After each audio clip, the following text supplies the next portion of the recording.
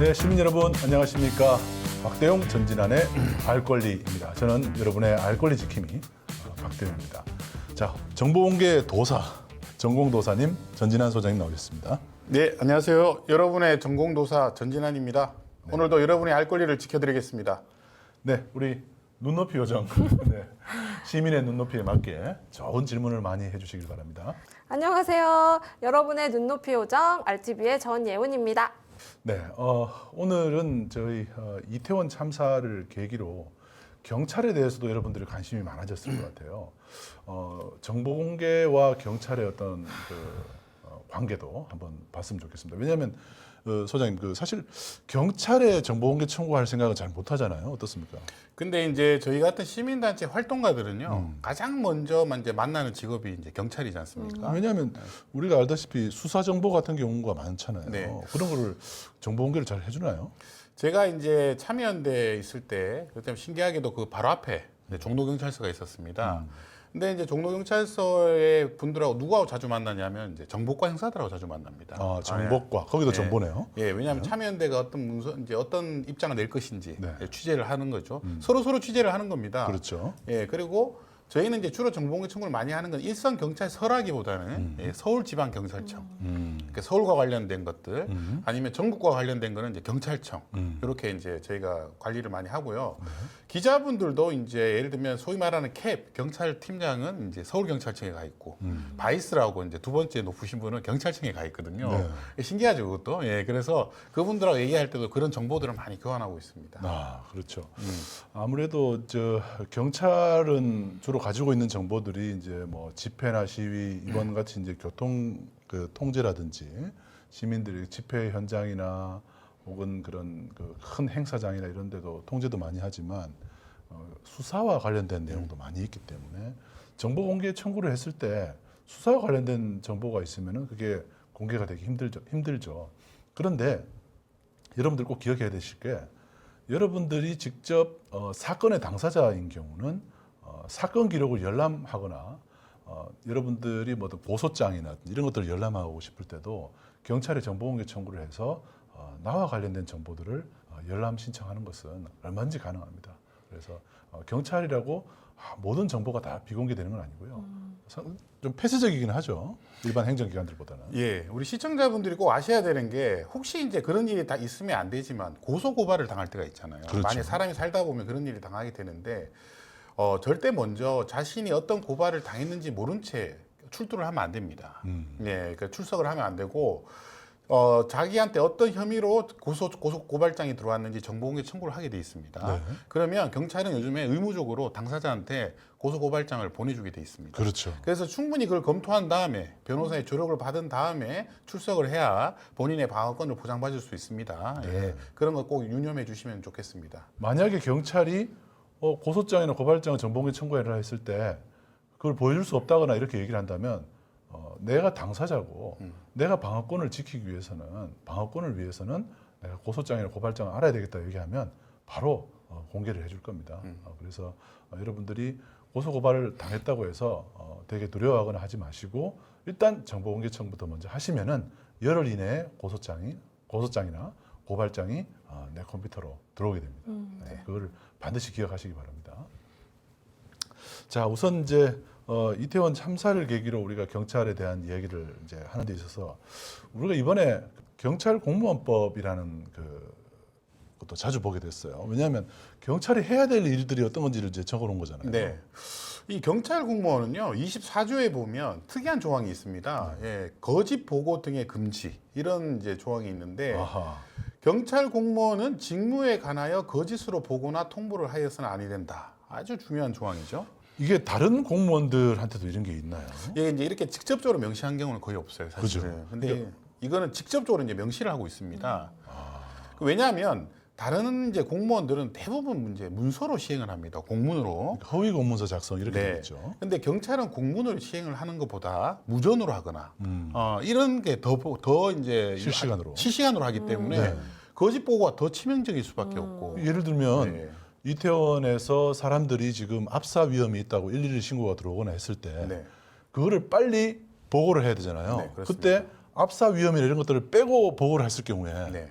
그건 정말 그 정부나 이런 다른 행정 조직이 같이 이렇게 움직일 때 큰 실수를 할 수 있단 말입니다. 네, 사람의 생명을 위태롭게 할 수 있는 거죠. 네. 예, 그리고 혹시나 범인이 이제 도주하고 있을 때 막 이제 소란을 일으키고 있단 말이에요. 근데 이것을 보고를 제대로 하지 않으면 주변 통제가 안 된단 말입니다. 그러네요. 그러면 일반 민간인들이 위험에 처할 수 있게 돼요. 그래서 이 경찰은 국민의 안전하고 굉장히 밀접한 관련이 있기 때문에 거짓 보고나 통보를 한다는 것 자체는 국민들을 위험으로 이제 빠뜨릴 수 있다. 그런 것을 전제한 그런 법률 조항이 되겠습니다. 네. 예. 사실은 이제 거짓으로 보거나 통보해서는 안 된다. 저렇게 이제 선언적으로 써놔서 저거 그냥 뭐 선언적이라서 안 지켜도 되는 거 아닌가 싶어서 제가 벌칙 조항을 찾아보니까 벌칙 조항이 있어요. 상당히 무섭습니다. 벌칙 조항이. 네. 거짓으로 보거나 통보를 했을 때 벌칙이 벌칙이 거죠. 뭐라고 돼 있냐면 24조 제1항을 위반한 사람은 7년 이하의 징역이나 금고입니다. 아, 예. 중요한 벌금도 아니에요. 그냥 징역이 실형입니다. 바로 7년 이하의 징역이라 그러면 상한선이 높잖아요. 네. 그러면은 높은 만큼 최소 1년 이상이나 이렇게 징역에서 할 가능성이 높아요. 이렇게 되면 자기가 특히 여기 이제 37조 벌칙 조항 37조 2항의 경우는 1항의 경우 이외에 집단 살상의 위급 사태가 발생한 경우 제24조를 위반한 사람은 역시 7년 이하의 징역. 네. 무조건 7년 이하의 징역입니다. 네. 그래서 이번에 만약에 이태원과 관련해서 거짓 보고나 이런 것들이 있었더라면 이거 큰 처벌이 이제 감수를 해야 되는 그런 사안입니다. 사실은. 그렇죠. 그 경찰한테 이렇게 무거운 이제 책임을 묻게 하는 것은 그만큼 경찰이라는 직업이 아까도 말씀드렸지만 국민한테 엄청난 중요한 그런 존재이고 직결되는. 예, 직결 사람의 생명과 삶과 직결돼 직접 있습니다. 직결돼 예. 있죠. 네. 특히 저기 2항에 보니까 24조 2항에 보니까 경찰 공무원은 직무를 게을리하거나 유기해서는 안 된다. 이것도 되게 무서워요. 게을리한다는 것도 되게 관점에 따라서 보죠.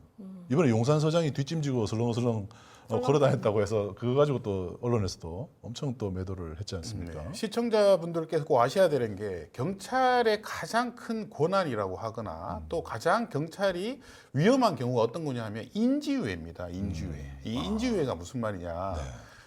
불법적인 사실이나 위급한 사실을 인지하고도 대처를 안 하는 분들이 있어요. 별일 아니다. 아니 별일이 아닌 게 아니라 의도적으로 아무 일을 하지 않는 거죠. 자기가 그래서 덮어주는 건 일종의. 예, 그런 일이 많아요. 예를 들면 112 신고를 했는데 내가 위험하다고 112 신고를 네. 했는데 신고를 대응을 안 하는 거예요. 그러면 어떻게 되느냐? 그 원인으로 인해 가지고 엄청난 뭐 피해가 생겼거나 이렇게 생길 수 있잖아요. 오원춘 사건이 생각나네요. 네, 그런 경우입니다. 그럴 경우에 경찰을 처벌하게 돼 있어요. 예, 그래서 이 인지유해라는 게 굉장히 경찰들한테 빈번하게 일어나는 사례들이에요, 사실은. 네.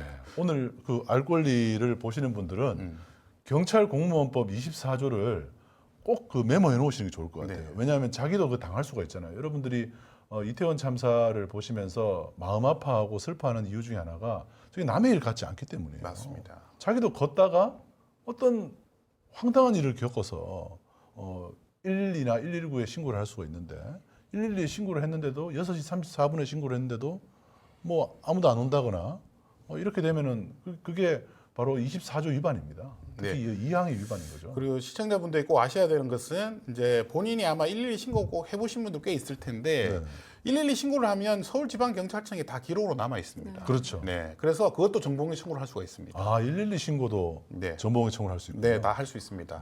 본인이 어떤 내용으로 신고를 했는지 녹취가 다 있습니다. 녹취 파일까지? 파일까지는 공개해주지는 않는데 녹취가 있습니다. 어떤 건으로 기록으로. 신고를 기록으로 다 하셨습니다, 나와 이렇게. 있습니다. 그리고 몇 시 몇 분에 돼 있다. 그리고 경찰에서는 어떤 대응을 했다. 이 이제 대응 그 하는 것까지 네. 다 기록으로 남아 있거든요. 네. 그렇기 때문에 혹시 그런 신고를 했는데도 아무 대응이 없거나 하면 그런 정보를 가지고 정보공개 청구를 해서 이 경찰 공무원법 24조로 문제 제기를 해야 됩니다. 그렇죠. 이걸로 하고 또 그 책임 소재를 따져서 그렇습니다. 국가의 그 실책이 확인이 된다면 국가를 상대로 한 손해배상도 위법한 사실에 대해서는 또 민사소송을 제기할 수 있잖아요. 네, 위자료 그렇습니다. 청구를 할 수 있기 때문에 국가를 상대로 한 손해배상 청구도 역시 가능하다는 거. 여러분들이 그래서 24조를 꼭 기억해 놓으시고요. 이게 거짓 보고입니다. 네. 그리고 25조도 상당히 중요하죠. 네. 25조는 이제 그 위급한 사태가 발생한 경우에 경찰 공무원을 지휘 감독하는 사람은 정당한 사유 없이 그 직무 수행을 거부 유기하거나 근무지를 퇴각할 수 없다. 이탈해서는 안 된다. 이런 이제 조항이 있습니다. 근데 이게 사실 잘 생각해 보시면 이번에 행정안전부 장관, 또 경찰청장, 서울지방경찰청장 다 문제가 될 수 있는 네. 조항이에요. 그러네 진짜. 예, 그래서 이분들의 어떤 책임을 물을 때 이 조항으로 이제 묻게 되는 것입니다. 예, 그리고 특히 이제 이번에 행정안전부 장관은 본인이 책임이 아니라고 자꾸 이제 얘기를 하는 경우가 있었는데 경찰이나 소방 인력이 미리 배치함으로써 해결될 수 있었던 문제는 아니었던 것으로 지금 파악을 하고 있고요. 이번에 경찰국 신설을 하면서 사실 경찰을 지휘감독하게 됐거든요. 그래서 이 직접적인 책임이 사실 본인한테 주어질 가능성이 높아요, 사실은. 헌법과 법률에서 부여한 행정안전부 장관의 역할과 책임을 충실히 수행할 수 있도록 행정안전부 내에 치안감을 부서장으로 하는 경찰국을 신설하겠습니다.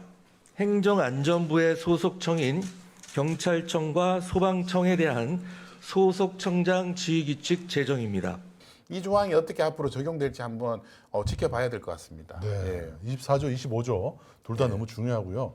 언론에서도 기자분들이 24조, 25조를 꼭 기억을 해두시고 정보공개 청구할 때 이를 근거로 해서 바탕으로 해서 정보공개 청구를 한번 해보는 것도 꼭 필요할 것 같습니다. 네. 자, 그리고 실제로 지금 이제 참사 당일에 서울경찰청의 상황관리관이라는 사람이 네. 이 사람이 이제 112 상황실을 담당을 하나 봐요. 네. 자리를 비웠다 그럽니다.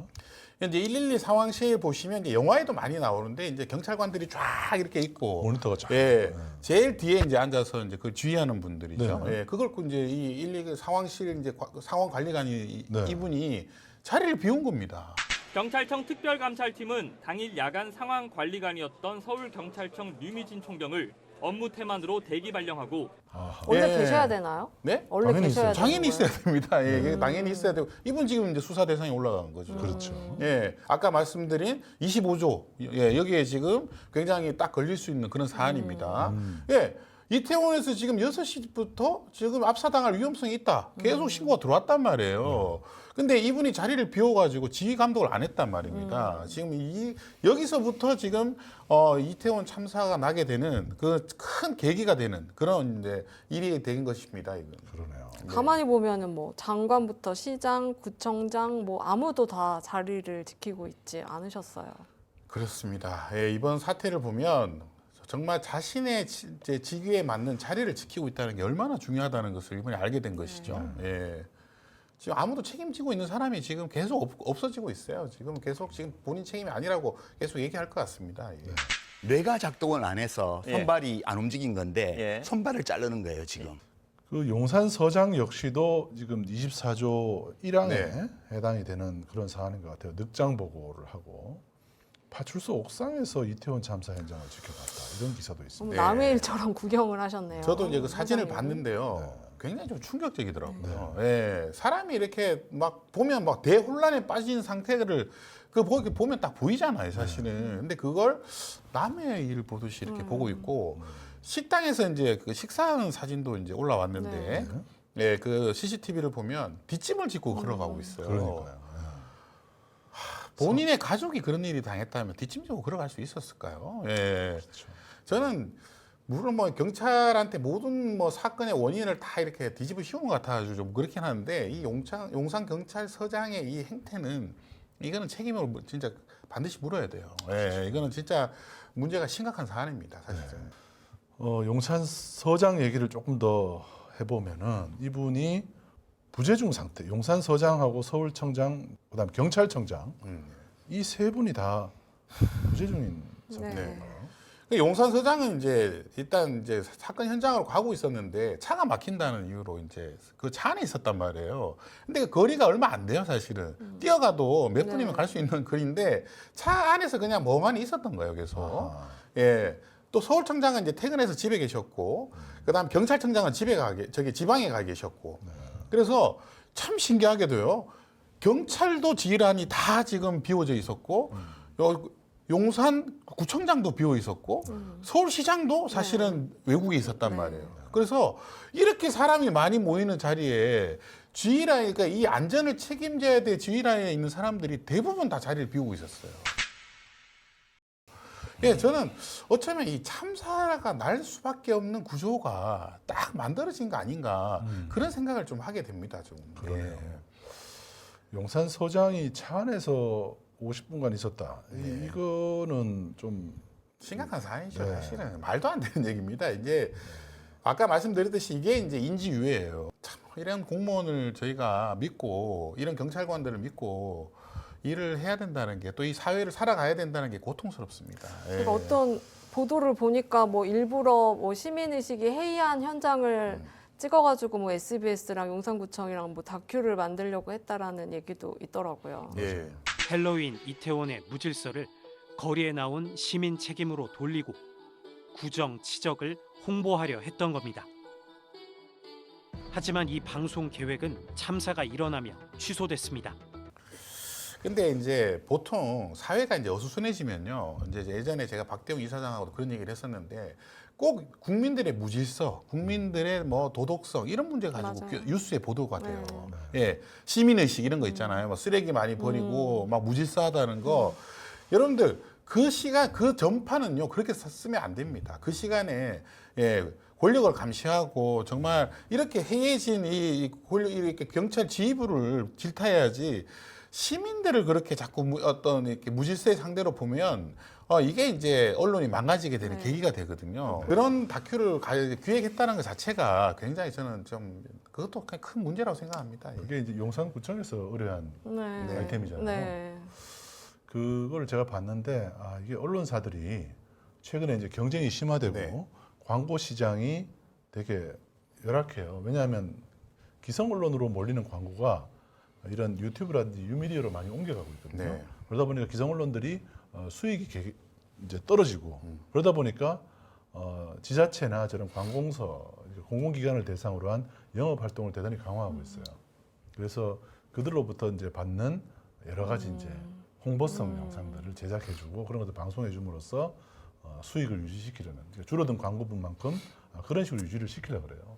그러다 보니까 사실은 저런 참사가 일어나지 않았다면 별다른 일 없이 또 넘어갈 수도 있는 일인데 근데 그렇게 아무렇지도 않게 생각하다 보니까 국민의 안전을 뒷전으로 하고 자사의 어떤 수익을 더 관심을 갖고 또 다른 한편으로 용산구청 같은 경우는 사건의 어떤 저런 위험성을 전혀 인지하지 못한 채 무책임한 다큐멘터리 제작을 했다는 것도 답답합니다. 특히 하나만 더 얘기하자면 용산구청이 왜 그런 걸 요청했는지도 한번 우리가 생각해 볼 필요가 있는데 이번에 저희가 좀 취재를 해보니까 전임 용산구청장이 있었어요. 네. 이분이 무려 12년간 네. 용산구청장을 지냈던 삼선 구청장입니다. 민주당이었죠. 민주당 네. 쪽이에요.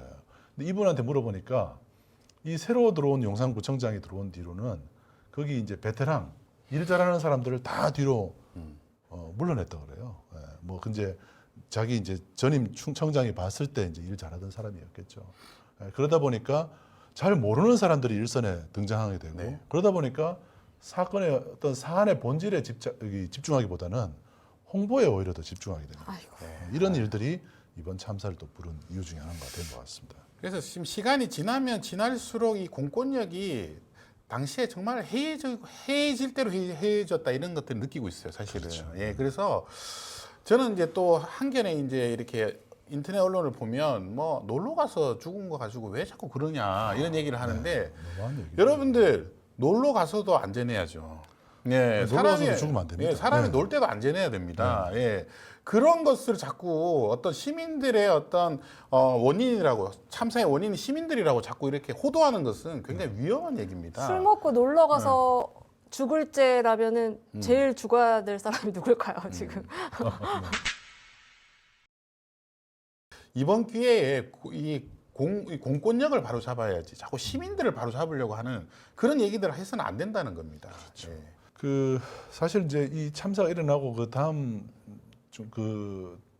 다가오는 그 주말에 지난 주말에 제가 이제 서울시청 앞에 가서 추모 집회가 있었잖아요. 그때 가 보니까 경찰들이 얼마나 통제를 잘하는지 네. 사람들이 이렇게 몰릴 만한 곳이 있으면 얼른 길을 하나 더 만들고 또 지하철 그 시청역 7번 출구 앞에서 집회가 있었는데 7번 출구도 사람들이 몰릴까 봐 집회하기 전에는 다 차단해놔요. 네. 사람들 다른 쪽으로 길을 다른 쪽으로 안내한다든지 그리고 횡단보도에서도 사람들이 서로 부딪힐까봐 이렇게 교행이 원활할 수 있도록 경찰들이 가운데서 그걸 다 통제를 하더라고요. 뭐 전형적인 우리나라 속담에 소 잃고 외양간을 고치고 있는 겁니다. 제가 그 생각이 들었습니다. 예. 답답합니다. 네. 근데 저는 원래 잘 있던 외양간을 때려 부시고 소를 잃어버린 사건이라고 생각하거든요. 오히려. 그렇죠. 네, 한편으로 그런 게 지적할 수도 있겠습니다. 네. 자, 이게 특히 이제 그 경찰을 지금 이제 우리가 경찰청법을 먼저 얘기한 건 잘한 것 같아요. 지금 이 기사도 보면은 참사 2시간 30분 전에 경찰 기동대에 급파를 요청했는데 집회를 통제한다는 이유로 네. 거절당했다는 거예요. 네. 이제 저번 시간에도 제가 말씀드렸지만 이 공무원들은요, 지휘부나 또 아니면 대통령이나 이런 분들이 어떤 이제 곳에 관심이 있는지 이런 데 되게 이제 이 전파가 왔다 갔다 하는 분들이에요. 그렇죠. 이게 경찰의 모든 관심사는 거기에 가 있었던 거예요. 예, 그걸 잘 통제를 해야 된다. 예, 이게 뭔가 크게 번지는 걸 막아야 된다. 이런 생각을 갖고 있다 보니까 경찰 기동대들도 자꾸 거기에 많이 보내고 있었고 집회가 끝났는데도 이거 지금 다시 보내달라고 했는데도 지금 이게 보내지 않았단 말이에요. 사실은 이 책임도 진짜 끝까지 물어야 됩니다. 사실. 제가 지난주에도 말씀드렸는데 촛불 집회는 경찰 추산 10,000명 모였다고 그랬고요. 네. 이태원에는 10만 명이 모일 거라고 본인들이 그렇게 발표를 했거든요. 예. 10,000명이랑 10만 명이 모이는데 어디에 경찰을 많이 보내야 되는지는 네, 너무 정확하게 다들 알고 계실 거라고 그런데 생각합니다. 뭐 10,000명 모인다는 데다가 경찰을 더 집중해 놓은 네. 그런 사안이 되겠죠. 특히 그 용산에는 대통령 집무실하고 관저가 배치돼 있잖아요. 네. 그래서 그 용산에 용산구 안에 집무실과 관저가 다 있다는 것은 네. 사실은 경비 수요가 엄청 많은 곳이에요. 그러다 보니까 당시에 이태원에 배치할 경찰 병력이 했어야 될 경찰 병력이 사실은 비어 있는 관저에 배치된다고 하지. 예. 이사를 결국 안 가고 있었잖아요. 결국 이제 참사가 일어난 다음에 애도 기간이 끝나고 이제 이사를 결국 가게 됐는데 아크로비스타에서 네. 이런 것들을 봤을 때 이 경찰 그 경비 수요가 집중되어 있는 지역인데 오히려 공동화 현상이 일어난 거죠. 네. 네. 그래서 이런 것들도 참 안타까운 것 같습니다. 네. 그런 것들도 여러분들이 직접 당시에 이제 경찰력이 어디에 배치되어 있었는지 이런 기록들도 정보공개 청구를 한번 해보면 좀 자세히 알 수 있지 않을까 싶습니다. 저희가 했는데 아직 답변이 안 왔어요. 네, 이미 네네네. 우리는 청구를 네네. 해놨습니다. 네.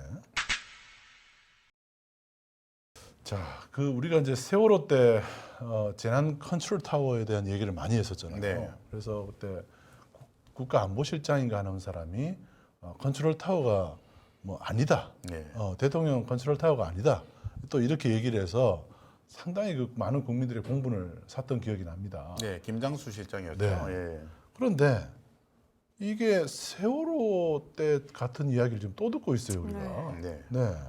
특히 이 김대기 비서실장이 국정상황실은 재난 컨트롤 타워가 아니다. 네. 또 이런 얘기를 해서 국회의원들뿐만 아니라 국민들도 이를 듣고 있던 국민들도 네. 뻥쳤던. 네.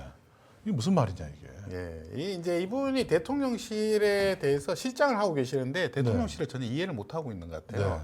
예, 대통령실이 있는 거기에 공무원이 그렇게 많이 가 있고 또 어공들이 그렇게 많이 있는 이유 중에 하나가 컨트롤 타워기 때문에 있는 거예요. 그렇죠. 예, 그리고 세상의 모든 정보는 다 대통령실에 모여야 돼요. 그럼요. 예, 그걸 왜 모아야 되느냐? 컨트롤 하기 위해서 모으는 겁니다. 맞아요.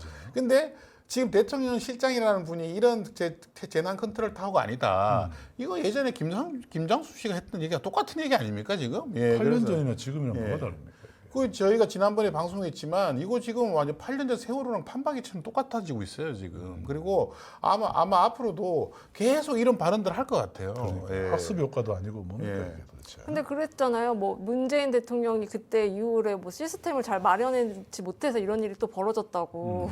세월호 이후에 민주당과 문재인 대통령 뭐라고 하셨습니까? 앞으로 안전 최고로 치겠다며요. 시스템 다 만들겠다며요. 그래서 시스템 만드셨어요? 사고가 났다는 것 자체는 일단은 문재인 정권이 책임이 있는 거예요. 전 정권 탓하는 거는 이제 지금 그 정권 바뀐 지가 언젠데 아직까지 그 얘기를 하고 있는 거는 네. 설득력이 없습니다. 네. 그동안 이제 과거에 경찰은 그 이런 큰 사건이나 큰 재난이 있을 때마다 경찰이 늘 이제 사회적인 논란이 되기도 하고 또 국민의 어떤 일상생활을 통제하는 것도 역시 경찰이 하기 때문에 이것 때문에도 인권 탄압에 대한 인권 침해에 대한 논란도 많았지 않습니까? 예, 여러분들 아셔야 될 게 이제 우리나라 군인들은 이제 계엄령이라는 것을 이제 발포가 되지 않는 이상은 예, 이게 이제 일반 시민들하고는 아무 관계가 없어요. 네.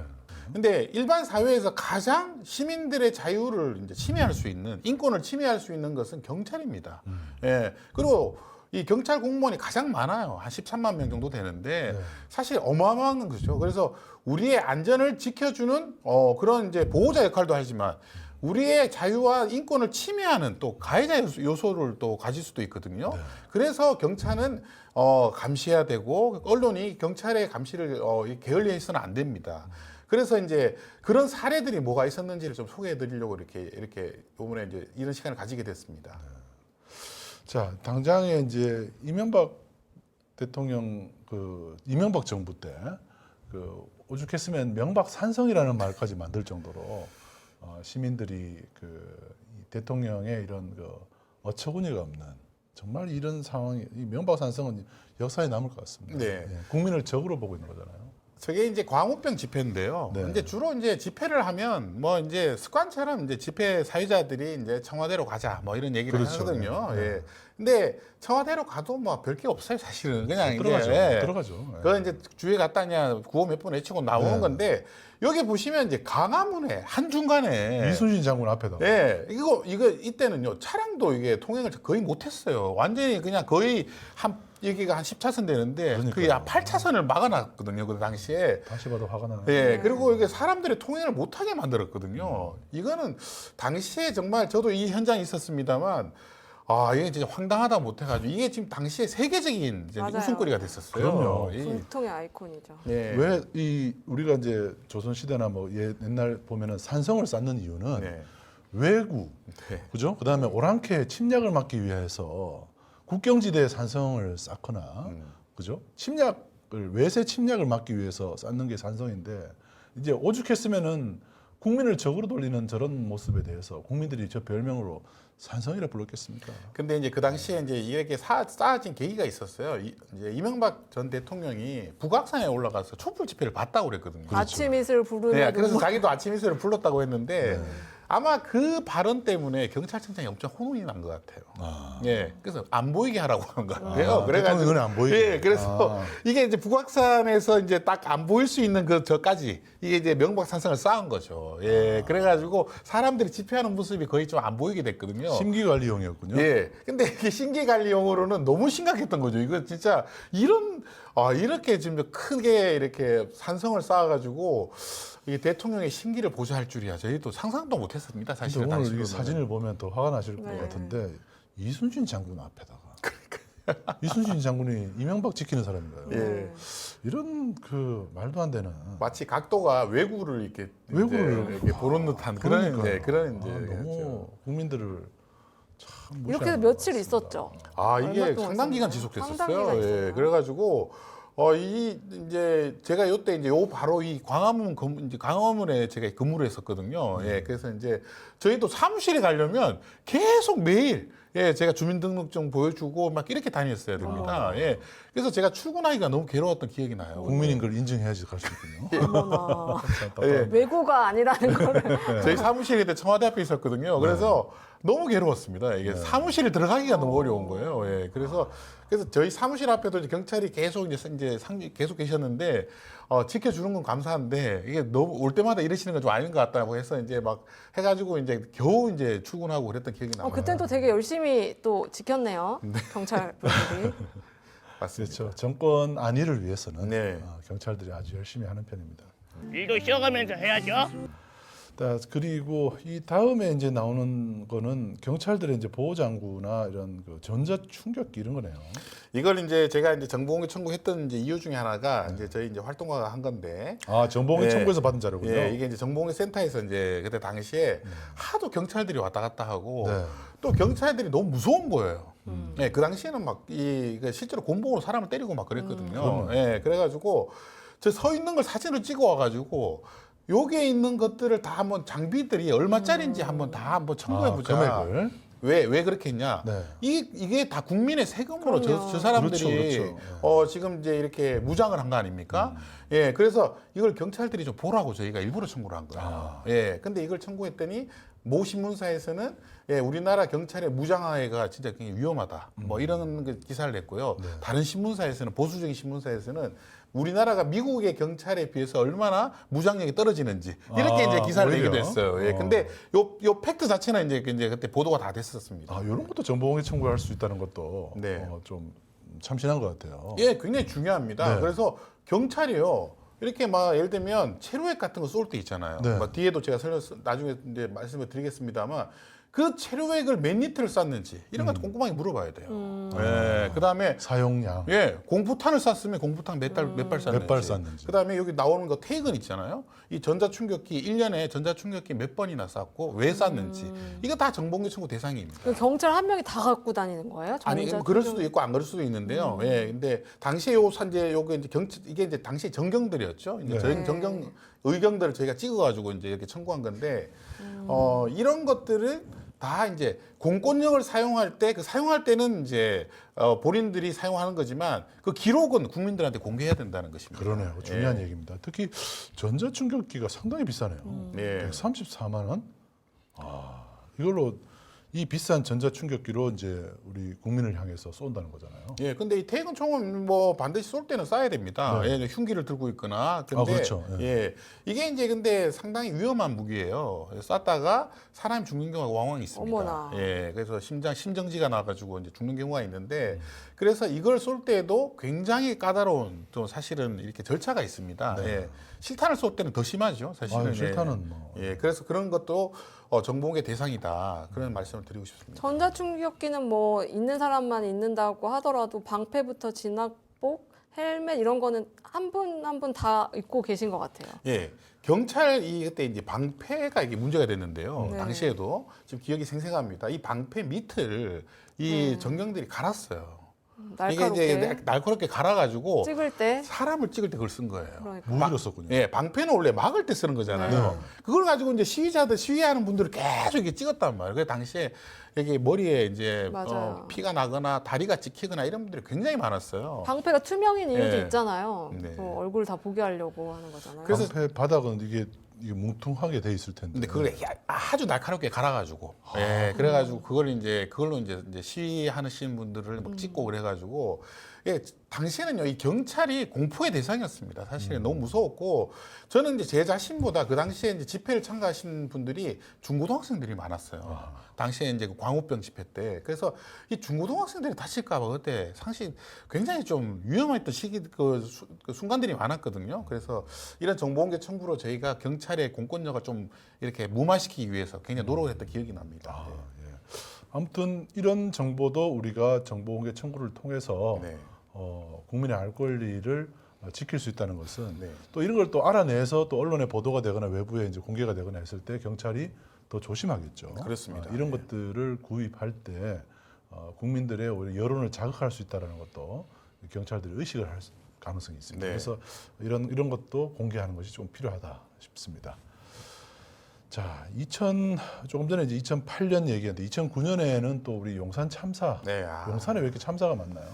그때 이때도 이제 용산이죠. 그때도 용산이었습니다. 용산에 이제 그 철거민들 네. 가지고 이제 그 당시 이제 식당 하시는 분들 이런 분들이 이제 아시아 이렇게 권리금 같은 것들을 이제 보상을 못 받고 이렇게 이제 쫓겨날 판이었습니다. 예, 근데 이분들이 몇십 년 동안 거기서 이제 식당을 했던 분들인데 뭐 건물 주인들이야 뭐 다 보상을 받고 다 했지만 이 세입자들이 문제가 됐단 말이에요. 그렇죠. 근데 이분들이 이제 집회를 하는 가운데 경찰들이 이제 이걸 진압하는데 이게 이제 불이 나가지고 당시 기억이 생생하게 나죠. 그렇죠.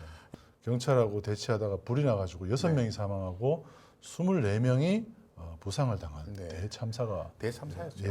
예. 지금 뭐 우리가 150명이 넘는 그 생명을 우리가 잃는 거를 우리 눈앞에서 또 본 상황에서 또 이 24명이 그 10년 전에는 2009년에도 그 용산에서 물론 이제 지역이 좀 다르긴 합니다만 용산구 안에서 저런 이런 슬픈 일들이 많이 있었군요. 근데 이걸 이제 저희가 보여드리는 이유는 뭐냐면 이때도 이제 소위 말해 그 당시에 BH라고 그랬죠. 청와대에서 상당히 이제 강경 진압하라고 하는 직간접적인 지시가 있었어요. 네. 예, 그래서 굉장히 무리하게 이제 진압을 했거든요. 예, 그때 이제 그 막루를 지어가지고 있고 그 안에는 인화성 물질이 있다는 거 다 알고 있었습니다. 예, 알고 있었는데 무리하게 진압하다가 경찰도 한 명 돌아가시고, 예, 그게 이제 정가신 분들도 돌아가시고, 그래서 이게 당시에 정말 또 그게 다 화면으로 다 중계가 됐기 때문에 더 이제 큰 사건이었습니다, 사실은. 2009년 생생합니다. 아직도 머릿속에 예.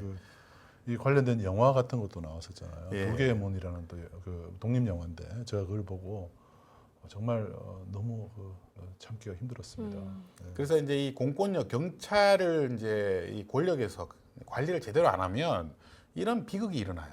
예, 그래서 경찰력은 가능한 적게 사용해야 됩니다. 저희들 판단에는 조기 진압을 목표로 해서 안전이 희생된 사건이다라고 판단합니다. 경찰들이 끼어들어서 통제를 가해야 될 곳은 오히려 못하고 오히려 잘 그 관찰하고 오히려 집회 같은 거는 경찰들이 가이드라인만 잘 만들어주고 그 안에서 집회할 수 있도록 잘만 유도를 하면 되는데 그걸 또 지나치게 개입해서 폭력을 행사하고 이렇게 되다 보니까 참사가 또 일어나는 겁니다. 또 하나는 이제 경찰이 그 2009년이네요. 이것도 기억이 생생한데 쌍용차 파업을 할 때 경찰이 과잉 진압을 해서 이때 최루액을 엄청 쐈네요. 예, 이때 이제 저희가 정보공개 청구를 했었어요. 예, 이제 정보공개 청구를 해서 최루액을 몇 리터를 쐈는지를 이제 청구를 했는데 이분들이 그때 답변서를 보내와 가지고 모른다고 답변을 했단 말이에요. 아하. 예, 그래서 그런 자료는 뭐 가지고 있지 않다. 뭐 이렇게 이제 답변을 보내왔습니다. 이제 화면에 보이시는 보면 10년간 체류액 사용에 대한 별도의 종합한 관련 자료가 없다. 이런 이제 얘기를 이제 당시에 이제 했었고 또 제가 기억이 나는 건 이 쌍용 자동차에 이렇게 자동차에 당시에 얼마나 이제 많이 이제 했는지 저희가 정보공개 청구를 했더니 뭐 관련 자료도 없고 체류액이 아니다. 뭐 그런 막 허위 답변도 하고 그랬어요. 헬기에서 막 뿌렸군요. 네. 근데 나중에 알고 봤더니 이게 20만 리터라고 하는 걸 뿌렸고 그 다음에 그 결과로 그 노동자들의 뭐 팔 다리가 화상같이 막 허물들이 벗겨지는 그런 일들이 있었거든요. 눈물을 그냥 최루액은 눈물을 이렇게 유발하는 그런 예. 액체로 알았는데 2급 발암물질이었군요. 네. 근데 이제 좀 전에도 말씀드렸지만 공권력을 행사할 때 기록을 남겨야 된다고 그랬잖아요. 네. 예. 그래서 체류액을 뿌렸으면 체류액에 몇 리터를 갔는지 그 체류액의 물질은 무엇인지 그렇죠. 예, 이런 걸 정확하게 국민들한테 알릴 의무가 있어요. 네. 예. 그래야 공권력이 사후적으로 정당성을 얻게 되는 것입니다. 예. 근데 그런 걸 알리지 않고 뭐 체류액이 아니라 뭐 물이 색소가 또 물이다. 이런 답변을 막 하고 허위 답변을 하다가 당시에 이제 그 경기지방경찰청에서 저희 정보공개센터로 찾아왔었습니다. 경찰이. 본인들의 그 허위 답변서에 대해서 죄송하다고 저희가 신생단체라 아주 저희도 이제 그때 정신이 없었는데 그때 저희 답변을 보고 이제 저도 기억이 좀 나는데 저기 국회의원실에서 다시 자료 제출 요구를 해가지고 이 상세한 자료가 공개됐거든요. 예, 그래서 이 여러분들 정보공개 청구는요 허위 답변을 하면 허위 공문서 작성죄가 돼요. 잘못하면. 정보공개 청구를 네. 해서 공개되는 문서가 네. 그것 역시도 공문서이기 때문에 공문서입니다. 예. 네. 그리고 그 허위 공문서를 작성한 목적이 여러 가지 비리를 감출 목적이거나 자신들의 어떤 뭔가를 감출 목적이면 이거는 또 이제 허위 공문서 행사죄가 됩니다. 예. 그래서 문제가 심각해집니다. 이게 사실은. 그래서 정보공개 청구에 대해서 이상하게 답변하면 안 돼요. 여기 이걸 보고 계시는 공무원분들도 제가 말씀드리는데 이걸로 기소가 된 분들이 꽤 있습니다. 문제 삼으면 문제가 되는 거죠. 왜냐하면 정보공개법상에는 처벌 조항이 없다. 네. 이걸 악용해서 오히려 허위 정보를 공개하는 경우 있는데 다른 방법으로 처벌할 수가 있군요. 처벌 조항은 없지만 정보공개 청구에 대해서 명백하게 목적성이 그렇게 허위를 할 목적이 있었다면 굉장한 이제 처벌을 할 수 있는 그게 되는 거죠. 네. 그리고 또 지난 시간에 말씀드렸지만 민사소송의 대상도 되고요. 네. 그다음에 감사원의 감사 청구도 될 수 있습니다. 예, 그래서 이게 저 청구서 한번 잘못 적었다가 큰 낭패를 보는 경우가 꽤 있습니다. 그렇겠네요. 또 하나 이제 이건 이제 2015년이네요. 네. 아유, 벌써 세월이 이렇게 흘렀는데 백남기 농민 네. 사망 사건은 정말 지금 생각해도 가슴이 또 아픕니다. 예, 이때도 이상한 얘기가 있었어요. 예, 이제 네. 그러면 빨간 우위를 입고 네. 있는 분이 뭔가 이제 백남기 일부러 어르신 맞게 이제 뭐. 농민을 이제 때린 거 아니냐. 네, 맞도록 했다. 이번에 이태원 참사도 예. 그렇죠. 토끼머리. 토끼머리 한 사람이 토끼머리띠. 예. 그 토끼머리 한 사람이 그 사건 벌어지기 전에 이미 지하철 타고 나갔다는 네. 게 증명이 됐잖아요. 네. 그런데 그 얼굴이 다 공개됐어요. 네. 본인은 진짜 엄청난 트라우마에 네. 시달리고 있다고 하는데 이제 이분 이걸로 계속 이제 소위 말하는 일베 사이트 같은 데서 계속 이제 이게 올라왔고요. 이제 제가 이걸 왜 이제 사례로 말씀드리냐면 이때 이제 중요했던 게 뭐냐면 이제 이게 이제 물대포였지 않습니까? 근데 이런 것도 정보공개 청구의 대상이 됩니다. 예. 예를 들면 물대포를 쏠 때 이 이제 압력을 이제 조절하게 돼 있습니다. 예. 근데 어느 이상 압력을 못 올리게 돼 있어요. 근데 여러분들 그런 사건이 벌어졌을 때 정보공개 청구를 바로 해야 돼요. 그 물대포의 압력을 몇을 놓고 뭐 쐈는지. 각도도 있고 예. 뭐 그럼 이런 걸 가지고 해야 되고 분명히 그 물대포를 쏠 때 경찰 지휘부에 무전도 있었을 거란 말이에요. 그 무전에서 어떤 지시가 있었는지. 예, 여러분들 이런 정보공개 청구를 해서 이분들이 허위 답변을 하는 것인지 아니면 그 정보를 비공개하고 있는지 이런 걸 캐치하는 것도 굉장히 중요합니다. 왜냐하면 증거인멸을 할 수도 있기 때문에 네, 그렇습니다. 정보공개 청구를 해서 빨리 정보를 캐치해내면은 추후에 정보를 그 비공개하거나 또는 증거를 인멸하는 것을 차단할 수 있는 그런 방법도 이런 일들을 통해서 우리가 또 알 네. 수가 있네요. 자, 또 하나의 정보공개 사례네요. 네. 이거는 이제 신원조회 한 거네요. 네. 이 사례는 이제 2010년도에 이제 5월 14일이라고 이제 저 청구 날짜가 나와 있는데 제가 이때 2010년 5월 한 12일쯤에 제가 이제 친구들하고 이제 이렇게 제가 술을 좋아하다 보니까 이제 술을 먹고 있었어요. 근데 그날 이상하게 제가 출근하는 길에 불신 검문을 한번 당하고 술자리 가다가 한번 당하고 술자리 끝나고 한번 당했어요. 같은 날에. 불신 같은 날에. 검문이 뭐예요? 그러니까 들어가 갑자기 저한테 예, 불신 검문이 있습니다. 경찰 아저씨가 와서요? 예, 그래서 정복을 입고? 예, 아니 그때는 이제 형사도 있었고 정보를 입으신 분도 있었어요. 네. 그래서 민증을 보여달라는 거예요. 주민등록증을 예, 보여주십시오. 이렇게. 예. 신분증 갑자기요? 보세요. 그때 되게 다행스러운 건 제가 주민등록증을 들고 다녔거든요. 그래서 제가 보여줬습니다. 근데 첫 번째는 보여줬는데 세 번째 보여주려고 할 때 갑자기 화가 나는 거예요. 화나죠 당연히. 예, 하루에 3번을 제가 당하잖아요. 그래서 네. 제가 그분한테 화를 냈어요. 제가 오늘 하루에 지금까지 형사님까지 하면 3번째입니다. 예? 그랬더니 그분이 전화기를 그 휴대용 뭐 신원 조회기 같은 걸 열어가지고 제 이름을 검색해 보는 거예요. 근데 제가 2번 당했다는 게 나왔어요. 아하. 그리고 저한테 사과를 하더라고요. 그래서 이제 제 얼굴이 좀 여러분들 시청자분들이 좀 웃으실지는 모르지만 제 얼굴이 약간 범죄 영화 우리라는 겁니다. 약간 경찰이 그렇게 예, 얘기해요? 그렇게 얘기를 해요. 그리고 그때 무슨 사건이 벌어졌었는데 네. 송파구에 무슨 비슷하게 사건이 생겼어요? 벌어졌는데 인상 차이가 비슷하다는 거예요. 제가 그때 까만 이제 파카하고 모자를 쓰고 다녔는데 약간 제가 봐도 약간 좀 그랬던 것 같아요. 그래서 그 이후로는 제가 그런 걸 안 쓰고 다닙니다만 그래서 화가 나가지고 이제 사무실에 출근하자마자 이 정보공개 청구를 했어요. 근데 청구해가지고 뭐 했냐면 이제 휴대용 이제 차량 조회기로 차량 조회를 한 현황, 그 다음에 기소 중지자들 뭐 이런 분들의 이제 조회 현황 이런 것들을 이제 했는데 이 결과를 보고 제가 깜짝 놀랐습니다. 예.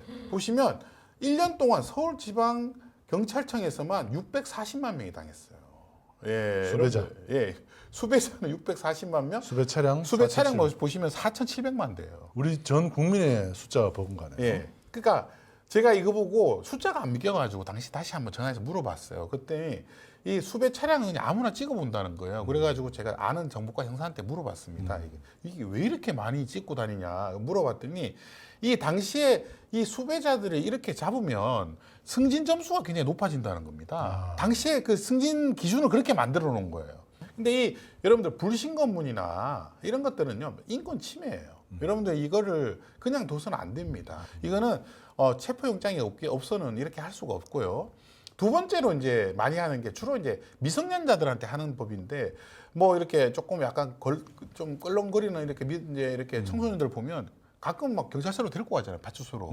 그냥 가자. 조사할 거 있다 그러는데 저도 어릴 때 그런 기억이 나요. 가자고 해가지고 막 따라가려고 했던 그런 기억이 나는데 그 당시에 우리 이제 아는 같이 있던 선배가 이제 문제 제기를 해가지고 안 따라갔습니다. 임의동행도 예. 사실은 이유가 있어야죠. 그 따라가는 게 임의동행이에요. 네. 그리고 그 따라갔다가 사건 조작에 연루된 사람들이 세상에 옛날에 굉장히 많았습니다. 그래서 괜히 뭐 도둑이나 살인범으로 예. 몰릴 수도 있고. 네. 예. 그래서 이런 경우에 이렇게 이제 임의동행 형식으로 가가지고 막 고문도 당하고 두들겨 맞고 이래가지고 사건이 막 뒤집어진 경우가 굉장히 많은데 이 이미 동행 건수도 굉장히 중요한 이제 이 인권 침해 건수거든요.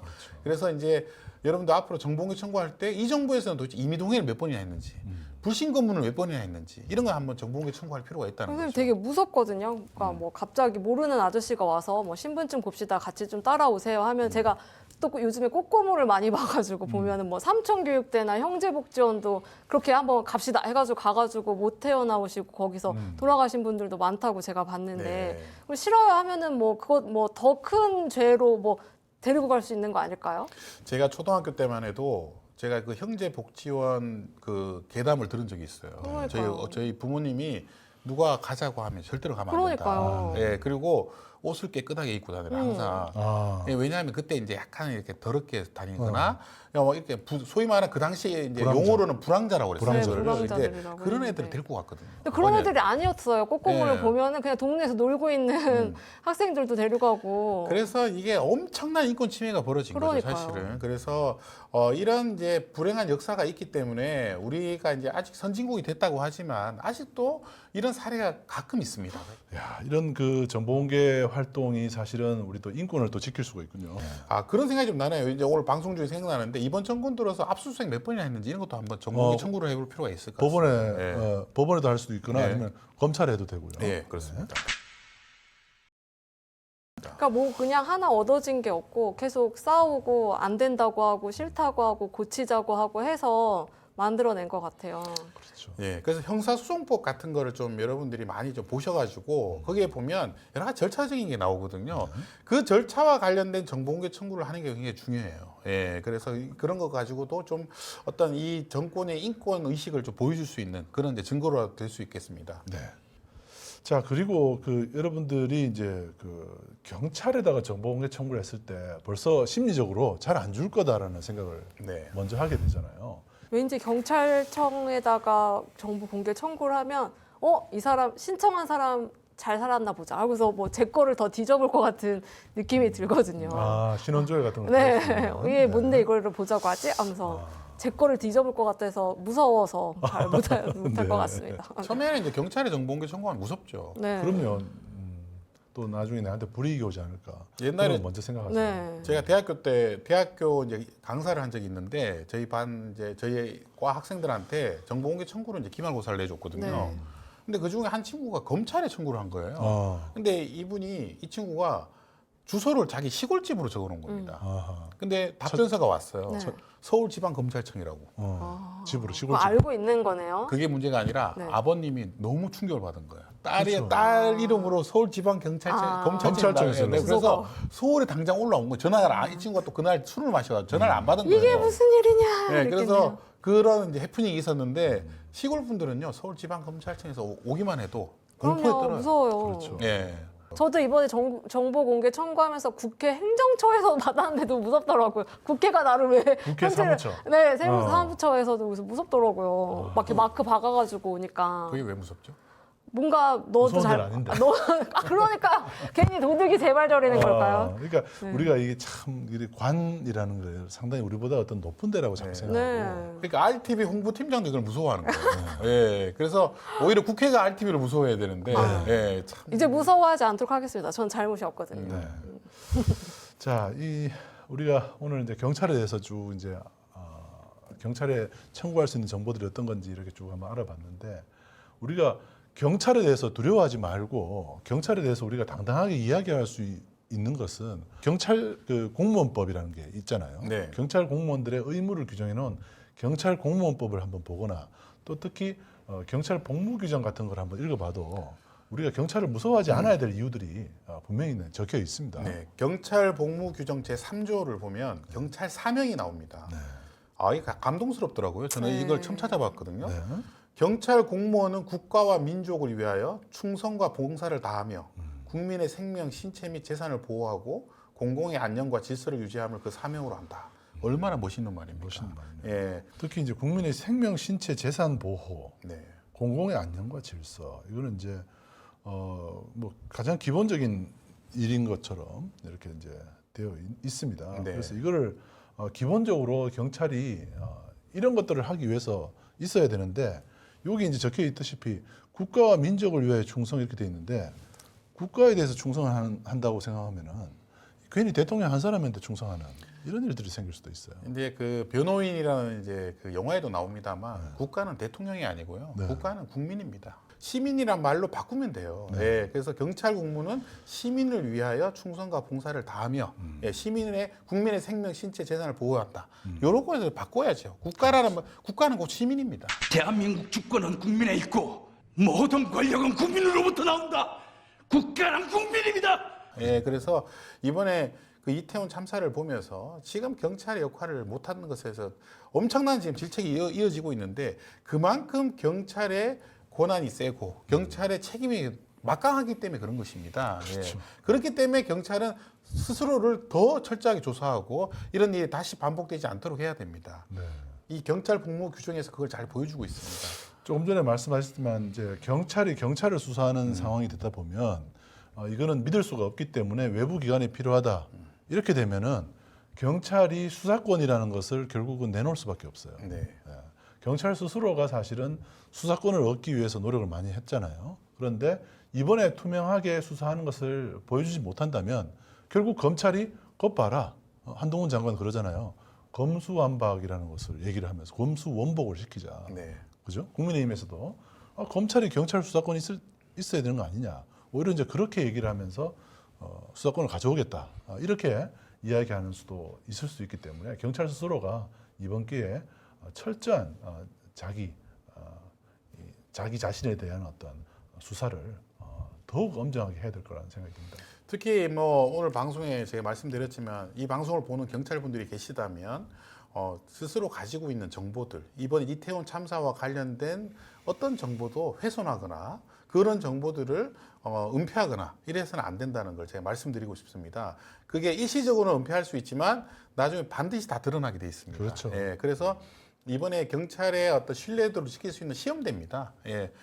이번에 저 시민의 한 사람으로서 꼭 지켜보도록 하겠습니다. 위기가 기회라는 말도 있잖아요. 네, 네, 이 그렇습니다. 기회에 이 위기를 기회 삼아서 경찰분들이 본인들의 사명을 다시 상기하고 지킬 수 있는 계기가 됐으면 좋겠습니다. 네. 그래서 우리 국민들이 또 이게 대통령이나 또 권력자들이 꼬리 자르기에 경찰이 희생양이 될까봐 걱정하시는 분도 있고 특히 이제 소방관들에 대해서도 그날 현장에서 열심히 일을 하셨던 분들에 대한 영상들도 지금 많이 유튜브에 올라오고 있잖아요.